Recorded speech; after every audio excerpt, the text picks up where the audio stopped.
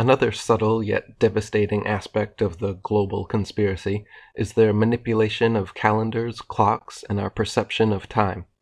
We are being enslaved by man-made mechanisms and systems for keeping time. Not only are we wage slaves to bankers, governments, bosses, and landowners, but we are also time slaves to our watches, clocks, and calendars. We slave to 9-to-5 school and work days. We slave to 5-day school and work weeks. We are spiritual slaves to Greenwich Mean Time, the Gregorian calendar, and an unnatural 7-day week. Buried Inside from Chronoclast wrote, "Time is the primary socializing tool, and the clock is the key machine of industrial capitalism. The imperialism of space and material is everywhere evident, but the imperialism of time is a shadowy beast. What is of direct concern is how time is perceived, controlled, exploited, manipulated, institutionalized, and internalized. If we do not understand time, we become its victims. One thing remains apparent. Time politics are power politics. Every sundial, watermill, calendar, week cycle, social policy, and temporal monument has served a particular interest and ideology. The hallmark of these, of course, has always been technological power and chauvinist control. In the service of precision, the atomic second is now defined as the duration of 9,192,631,770 particle oscillations within a cesium-133 atom. If you follow the sun and moon to keep track of time instead of clocks and watches, many things change. If stores open at sunup and close at sundown, managers cannot anally enforce punching time cards. If you tell your friends to meet you at the river when the sun touches the tree line, you naturally, patiently wait for them while watching a beautiful sunset. If you tell your friends to meet you at the mall at 7:30 p.m., then you must constantly look at your wrist or the wall, watching a series of cumulatively frustrating numbers. Samuel Macy wrote, "That people can be characterized as wound up, run down, rusty, or going like clockwork is essentially a product of 17th century thought. It implies not only that their work may be accurately measured, but also that their motions can be studied. Given proper incentives, they will follow predetermined and appropriately mechanical patterns. When indoctrinated into meaningless calendars, like the Gregorian and Julian, wristwatches, 9-to-5 workdays, and 5-day work weeks, people most certainly do follow predetermined, mathematically calculable patterns and tendencies. We like to have a drink after work. We like to watch a movie at the weekend. We like coffee in the mornings. We buy flowers on Valentine's Day, and so on. Our tendencies can be calculated and exploited by elites. Those who exist outside the constraints of time, wage slavery, have all the time and money they need to perform studies, hire psychologists, lobbyists, and advertisers to further their gains. Time is money, so they say." Jeremy Rifkin wrote, "In hierarchical time culture, status is often delineated in terms of how valuable a person's time is. The time poor are made to wait, while the temporally privileged are waited upon." Jose Arguelles wrote, "Gets us back to the theme of time is money. No wonder time is money is ingrained into our consciousness and culture, and that seems to be the main purpose of the calendar we use, to keep track of our accounts, pay our bills, and set up our appointments. We might not think about it this way, but the calendar we use programs us to use it the way we do. But are all calendars like this one? Nothing more than an arbitrary program to take care of business? What about the sun, the moon, and the stars? Okay, let's keep this one point in mind. A calendar is a programming device. It programs the culture, the people, the society that uses it. It creates a feedback loop between the mind of the user and its program. The nature of the calendar determines the nature of the society." Buried Inside wrote, "Secured at birth and bred as fresh livestock, to the power brokers of hypercapitalism, our lives are on the auction block. Make way for the experience economy. Make way for the access economy. Make way for the new time currency. Welcome it all like the coming of Rome." Karl Marx wrote in Das Kapital that to work at a machine, The workman should be taught from childhood in order that he may learn to adapt his own movements to the uniform and unceasing motion of an automaton. This statement has been implemented into our government and corporate institutions in many ways. Students align themselves with the approximate 9 to 5 8-hour workday 5 days a week. We take this coincidence for granted or explain it away by the convenience of aligning work and school schedules for daycare purposes. But in reality, what it instills is this psychological mechanism of slavishly submitting to the regulated schedules of employers. Also, the factory-like seating and positioning of a boss at the blackboard, giving out standardized directives, is a product of the industrial age. Without this long-term conditioning from a young age, would we so willingly sell our lives for minimum wage? Jeremy Rifkin wrote, "We are making the transition into what economists call an experience economy, a world in which each person's own life becomes, in effect, a commercial market. In business circles, the new operative term is the lifetime value of the customer, the theoretical measure of how much a human being is worth if every moment of his or her life were to be commodified in one form or another in the commercial sphere. Time has been broken down for us in many ways, some of which make sense and others which seem senseless. Many delineations of time have astronomical significance, which seem sensible. The sun and earth's interaction gives us a yearly cycle, the moon's lunation pattern gives us a monthly cycle, the constant rising and falling of sun and moon gives us a daily cycle, and the tides give us a natural quarter-day cycle as they come in and out. All other delineations of time, however, are arbitrary and man-made. The fast-ticking second appears nowhere in nature, except when people claim it resembles a human heartbeat, but this too is arbitrary because human heartbeat constantly changes pace. The minute, named after Min, the moon, is also an invented cycle with no actual parallel in nature. The hour, named after Horus, the Egyptian Jesus, who divides the days and nights into 12 equal parts, is an ancient myth, but not a cycle found in nature. The worst and most spiritually enslaving of the created cycles, however, is undoubtedly the week. Because of this ludicrous, unnatural cycle, almost everyone in the world, no matter what their life was like the past 7 days, ends up being almost exactly the same the next 7 days. Every 7 times the sun rises and falls, most of the world's population hits the replay button on their life and continues repeating the same pattern and schedule like a skipping record for their entire existence. The worst part is that we have been so indoctrinated into the week system that every little facet of modern society, from schools to paychecks to TV programs, are irreversibly locked in. Jose Arguelles wrote, "Blue Monday, how I hate Blue Monday," is how the old Fats Domino song began. Why is that? Because, of course, that is the first day of the 5-day work week. Fats Domino must have had some clue about time killing us. Otherwise, it wouldn't have to be Blue Monday. So Monday through Friday, for most employed people, as well as schools and public and government institutions, is the work week. Then comes Saturday and Sunday, the weekend. The work week is ruled by the clock, which is why it is also referred to as 9 to 5. Saturday and Sunday should be soul time. But is it? Well, a little bit. There is Sunday church, maybe an hour or so for the soul, or maybe Saturday synagogue. But what is it really about, these weekends? It's about killing more time. It's sports and entertainment. It's football and basketball and baseball, big time. If you are in the rest of the world, it's soccer, very big time. If it weren't for television, this stuff wouldn't be so big. But it all goes hand in hand. Television, the weekend, and big-time sports. It is all a part of the same thing. I know, maybe you don't do that. Maybe you do something else. You go skiing or windsurfing. Maybe you go to the movies, or you go dancing, or maybe gambling down at the casino. Or you watch the Discovery Channel, or you take a self-help workshop. It doesn't matter, because then it is going to be Monday again, and the whole sequence repeats. The point is, your whole show, the time of your life, does reduce down to this weekly pattern, and it is killing you. You are putting your soul in a 7-day straitjacket.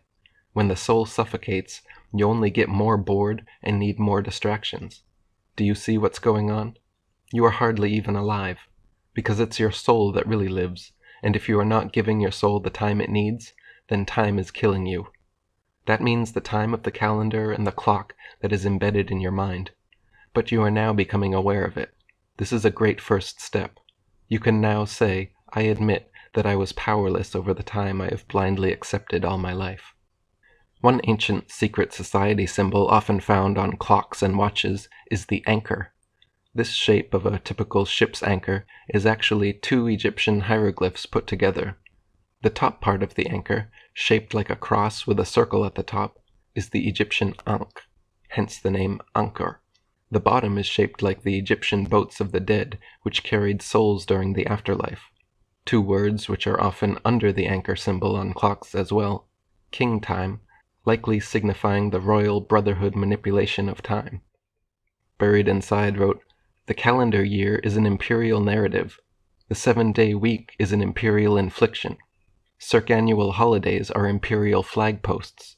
Mechanical time is an imperial installation. The merchant workday is an imperial offering.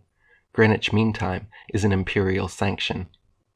The word calendar comes from the Roman Latin calens, which was the name of the account book, the book recording monthly debts and bills to be paid.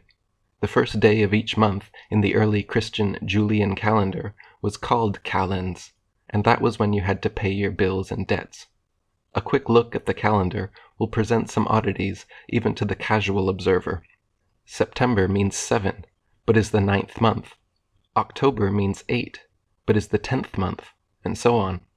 March is named for Mars, the Roman god of war, and July and August are named after Roman emperors Julius and Augustus Caesar. The calendar we use is called the Gregorian, after Pope Gregory XIII. Jose Arguelles wrote, yes, before it was known as the Gregorian calendar, it was called the Julian, after Julius himself. Turns out the Romans had a very faulty calendar of only 10 months, and Julius, wanting a way to make a permanent change from republic to empire, with himself as the first emperor, decided to change the calendar. So to make the change, during the year 46 to 45 BC, Julius had to have a year 445 days long. Understandably, that was known as the Year of Confusion. Julius didn't live beyond the Ides of March of the year 45 BC, when he was assassinated for what he had done. But the empire prevailed. Julius was followed by Augustus Caesar, who made a further change in the calendar.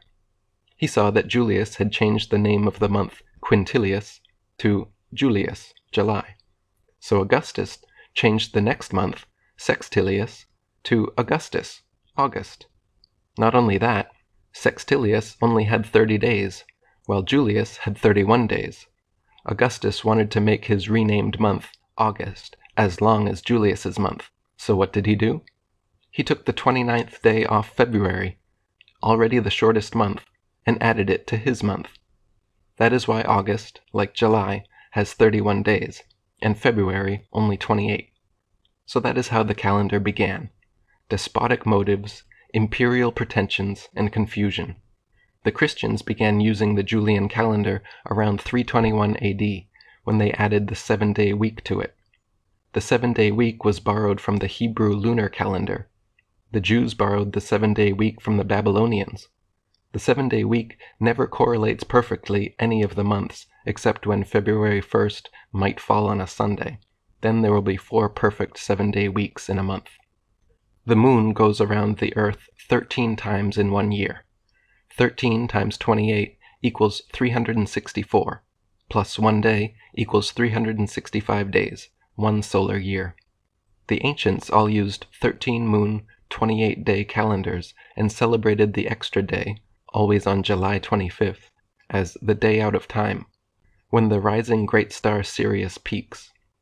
The Druids, Incans, Mayans, Egyptians, Polynesians, Lakota, and many other cultures all used 28-day moon calendars.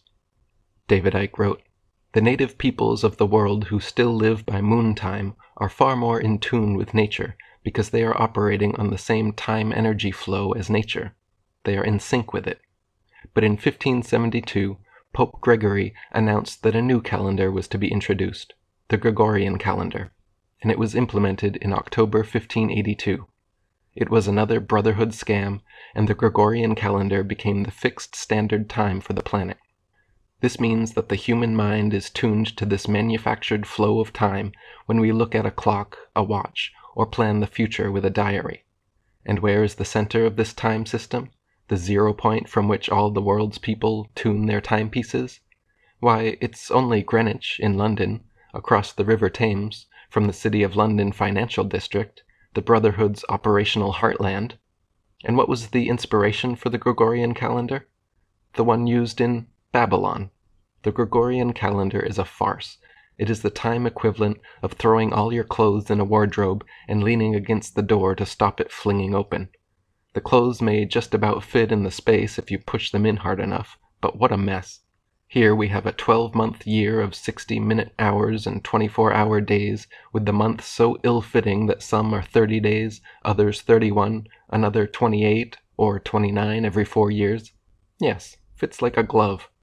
But a sensible measurement of time was not the motivation.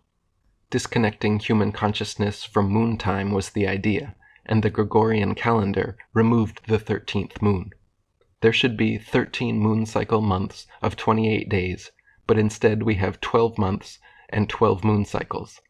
The Brotherhood hierarchy still operates their calendars to moon time, another reason for their obsession with 13. Months are not a proper unit of time, are they? A month is either 28, 29, 30 or 31 days long. In common parlance, we talk about a month being 4 weeks long, but they're not. Only February is exactly 4 weeks long, and even then, that's only true 3/4 of the time. 94% of months are longer than a month. We know exactly how many seconds in a minute, how many minutes in an hour, hours in a day, and days in a week. We even know exactly how many months in a year. But the months themselves are a mystery. They chop and change. Let me give you an example, okay? Let's talk about something real, human pregnancy. Okay, we've all learned this all our lives. We all know. How many months are we told an average human pregnancy should last? 9. Very good. 9 months. Now, hands up if you are a parent. Okay, parents, how many weeks were you told on average your pregnancy would last? 40. 40 weeks is 10 bloody months, isn't it? 10 months, we've been bilked our whole lives. You spend your whole life as a woman thinking if you get pregnant it'll be 9 months, and then you get there and you discover it's actually 10. You've been conned, haven't you?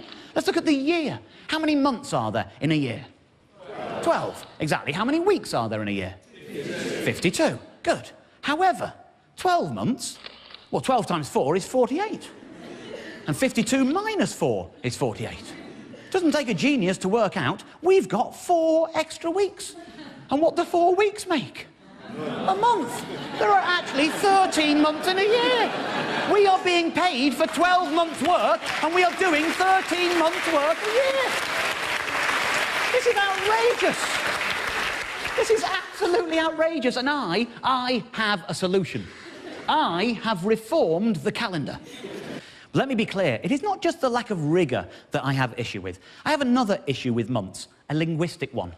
These are the months as we know them today. Take a look at the word October. Oct. Think of all the other words you know beginning with oct. Octopus, octagon, octogenarian. Think of all the words you know beginning with dec. Decade, decimal, decathlon. You don't have to be the sharpest linguist out there to realise that sept, oct, nov, dec represents 7, 8, 9, 10. And yet we've put them in positions 9, 10, 11, 12. Why has that happened? I'll tell you why that's happened. It's because of the bloody Romans. Before that, we used to have months called quintilis and sextilis. It used to be 5, 6, 7, 8, 9, 10. But then the Romans got all egotistical on us. They wanted to name 2 months after their emperors. They named months after Julius Caesar and Augustus Caesar. Can you imagine the ego involved in naming a month after a human being? It's one thing naming it after a god. You know, you've got January after Janus, that's okay. Mars gives you March, that's okay. I mean, if you believe in a god, why wouldn't you want to venerate them by naming something as fundamental as a period of time after them? That makes sense. But not an actual human being. Get your egos out of the game. That is ridiculous. Well, they have confused things by naming July and August so, and then everything got moved around at a later date. So what we're going to do, we're going to correct this system. The first thing we're going to do is sort out the numbering, obviously. So let's call that 7, 8, 9, 10, because they are called 7, 8, 9, 10. That's what they are. So if they're going to be 7, 8, 9, 10, it follows, does it not, that that becomes 6, 5, 4, 3, 2, and 1. So if that's what the numbers are going to be now, let's move July and August down to there, and let's move January and February down to there. So now we've got all the same months in the same order, it's just the numbering is more appropriate, okay? That's easy. Now, let's remove the egotistical Romans from our calendar. Let's remove Julius Caesar, remove Augustus Caesar. Let's perform a Caesarean section on our calendar. Let's remove them completely and replace them with the months they replaced, Quintillus and Sextillus, which are now in the right place, 5 and 6. That is the numbering sorted out. We've got 5, 6, 7, 8, 9, 10, exactly where they should be. Now, obviously, is the time we introduce the 13th month, which, of course, will be Gormanuary. Now, what we've got there is 13 months of exactly 28 days long. Everything ticks over perfectly. March the 1st, New Year's Day, will always be a Sunday because nobody wants to go straight back to work on New Year's Day, do they? And it will always be a Sunday because of the order in the calendar. The 1st of every month will always be a Sunday. The 2nd of every month will always be a Monday. And that means that New Year's Eve, the 28th of Gormanuary, will always be a Saturday.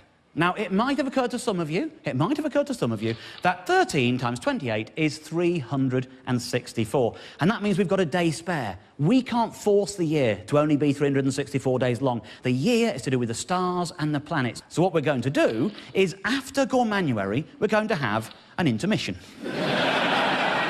It's 1 day long, it's not called Sunday, it's not called Monday, it's not called anything. It isn't a day of the week, it is just intermission. It is basically an extended New Year's piss-up. You can go out on New Year's Eve, you don't have to go back until the 1st of March, everything is fine. What happens in intermission stays in intermission. And every 4th year, we have a 2-day intermission, and we call both of those days intermission. That's all it is. That regulates everything. Everything flows in a very orderly fashion from that point on. We have talked previously on this show about the old 30 days hath September rhyme. I think we can all agree that this system improves upon that rhyme. The rhyme now goes 28 days hath March, April, May and June. All the rest have 28 too, because that's how long a month is. It's much easier. Much easier. I'm confident in this. I'll tell you what I'm going to do. I'm going to put the PowerPoint down for a moment. I'm just going to say, any questions? Any questions about the system? Yes, sir. When are the bank holidays? The bank holidays, we have the same number of bank holidays as we do now. We spread them evenly throughout the year, very easy. The only difference will be the people we won't let have a holiday are the ones who work in banks. It's an improvement on bank holidays right there. Right there. Good lady in the T-shirt. What if you're born on the 30th or the 31st of the month? Do you just move it along to the next month? You're asking about birthdays? Yeah, birthdays. Yeah, OK, I'm glad you asked. Birthdays. Well, let's use my birthday as an example, because everyone's birthday is going to change in this new system, right? I was born on March the 2nd, 1971. So the first thing you have to do is work out how many days into the year that was. So, for example, in me, it's quite easy. You know, there's 31 days in January in the old system, 28 days in February in both systems, and it wasn't a leap year, so there were just 28 days. 31 plus 28 plus the 2 days take you to the 2nd of March, makes it the 61st day of the year. Then you map that onto the new calendar, OK? Very easily done for this. 28 for March, 28 for April, that's 56. Leaves 5 spare. So my new birthday becomes May the 5th. March the 2nd, 61st day of the year, is May the 5th. And you do that with every day. It's very simple. I've actually got a little guide to help you. This is an old calendar, you know, using the current system, and I've mapped every day onto it, and lots of things are improved by doing this. For example, you know, you want to keep all the nice holidays and festivals and little sort of celebrations we have in life, like April Fool's Day. We're not getting rid of April Fool's Day, but April the 1st is the 91st day of the year, and so in the new calendar, it becomes Saturday the 7th of June. And I think we can all agree it's going to be much easier to catch people out. Knowing that, that's better. November the 5th. Again, you don't want to move it to the new November the 5th because it wouldn't be getting dark early enough for November the 5th to make sense. So you keep it where it is, you just map it onto the new date. So, for example, if you just find November in the old calendar, November the 5th would be the 309th day of the year, and so it now becomes Sunday the 1st of February every time. And again, that's very easy to remember. You just use the rhyme, remember the 1st of February. So it's just a simple process of mapping things on. That is true for every holiday, every festival going. Very easy. We got one towards the back there, yeah? Have you changed the star signs, and if so, what's the new 13th one? My advice to astrologers would be to just keep making it up as they always did. There's no... Doesn't matter for them. Yes, a blonde lady down here? You do know that means there's going to be 13 Friday the 13th in the year. I do, yes. Every month has Friday the 13th now. Friday the 13th. Yeah, right. But the thing is, if you have to go through 13 Friday the 13th every year from the day you're born until the day you die, you're going to get over it. It's called exposure therapy. Yes, there's a man down here. What about things that don't happen on a fixed day, like Easter or Chinese New Year? Easter, it isn't. You know, that's the thing. It moves around. It's a movable feast at this moment in time. In the new system, we will nail Easter down.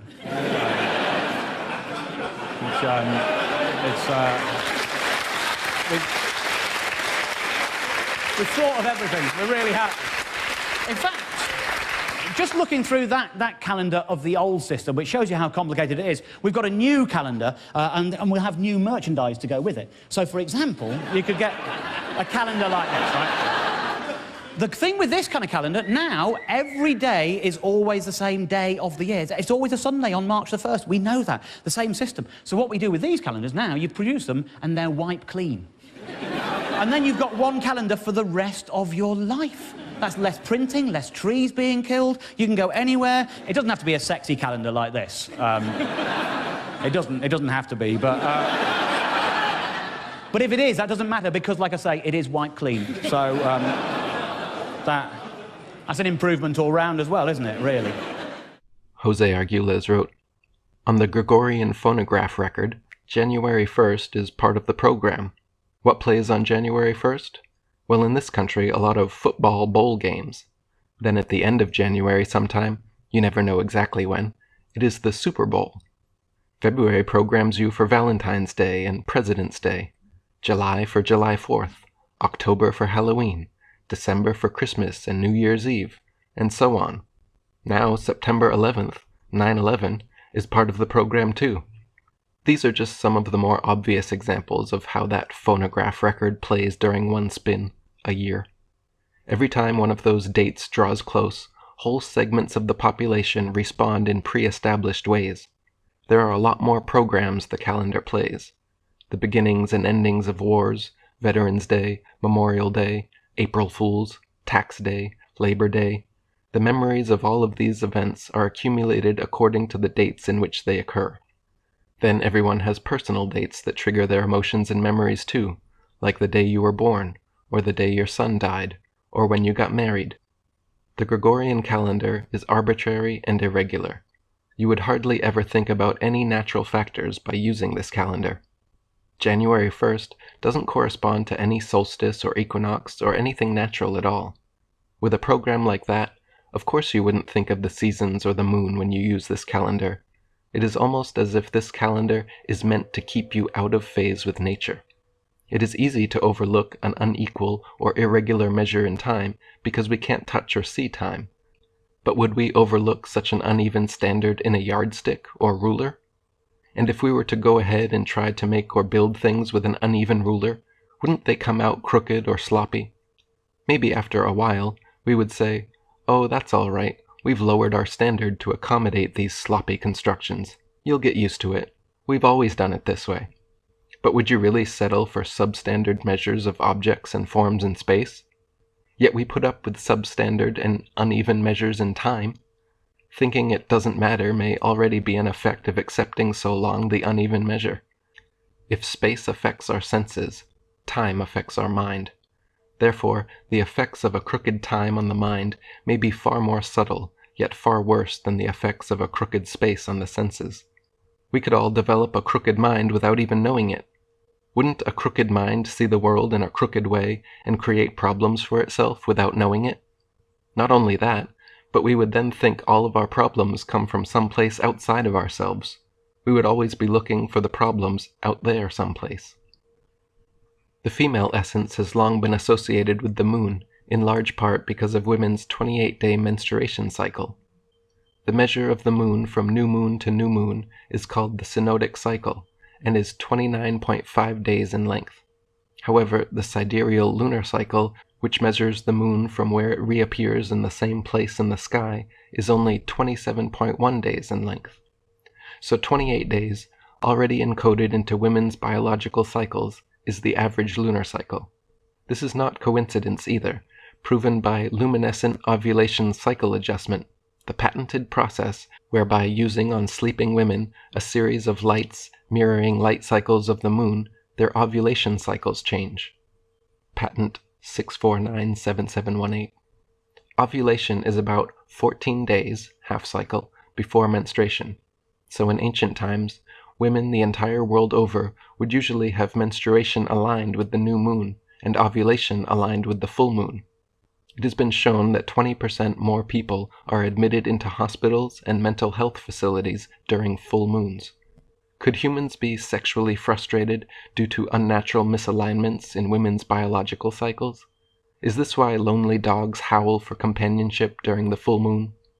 Ancient societies would often hold monthly fertility ceremonies in honor of the moon, femininity, but nowadays those who worship the moon and lunar cycles are called lunatics, monsters, and nuts. Those who measure time by the sun's solar calendar find solace. The etymology, again, points towards our illuminated mass stars and their sun worship. Most girls feel embarrassed or at least inconvenienced by their onset of womanhood. First periods are accompanied by tampons, pads, teasing schoolboys, and warnings or horror stories from other older women.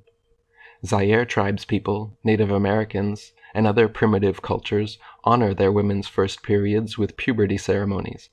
They believe each woman has incredible powers as a spiritual being, and the gift of life is an important event. During her first period, each girl is isolated from the tribe and taken by female relatives and friends to a special moon hut to be taught about sexuality and childbearing. She is taught arts and crafts, stories are shared, and wisdom is passed down.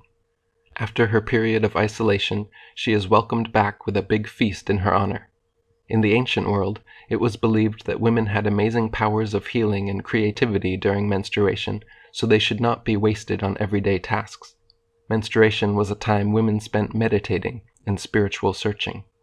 The ancient Mayan calendar is slightly even more accurate than the Gregorian calendar we use today. They calculated the moon's orbit of the Earth incredibly precisely, 29.528395 days to our current 29.530588 day measurement. They could accurately predict solar and lunar eclipses and had amazing knowledge of astrology and the stars. Archaeologist Eric Thompson asks, what mental quirks led the Maya intelligentsia to chart the heavens, yet fail to grasp the principle of the wheel? To visualize eternity as no other semi-civilized people has ever done, yet ignore the short step from Corbould to True Arch. To count in millions, yet never learn to weigh a sack of corn. The Mayan calendar measures cycles of expanding consciousness and completing one's purposes in life. Gauging the passing days like this changes the way one thinks of life. Modern societies tend to see time as a ticking time bomb till they die, a clockwork of standardized gears cranking until they get older, rusty, useless, and stop turning. The Mayans, like early Christians, believed in reincarnation, which fits with their calendar.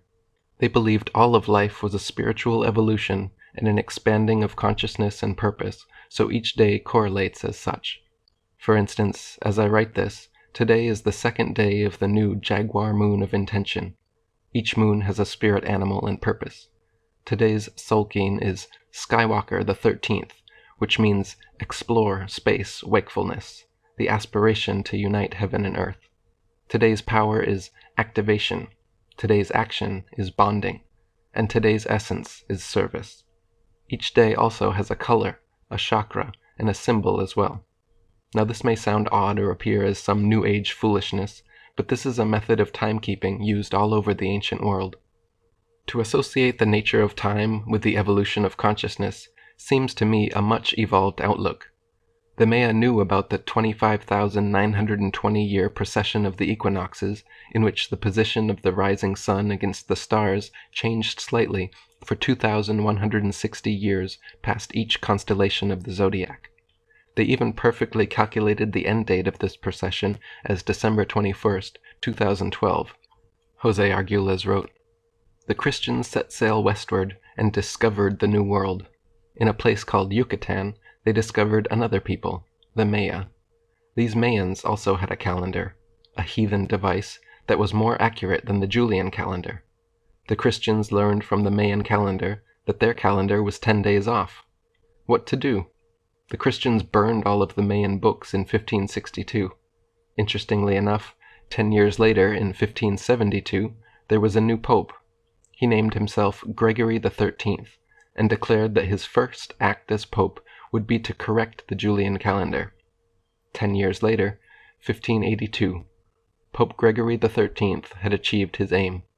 If you went to bed on the evening of October 5th, 1582, when you woke up, it was October 16th, and not October 6th. Pope Gregory XIII had made up for this 10 days, and the Julian calendar was now known as the Gregorian.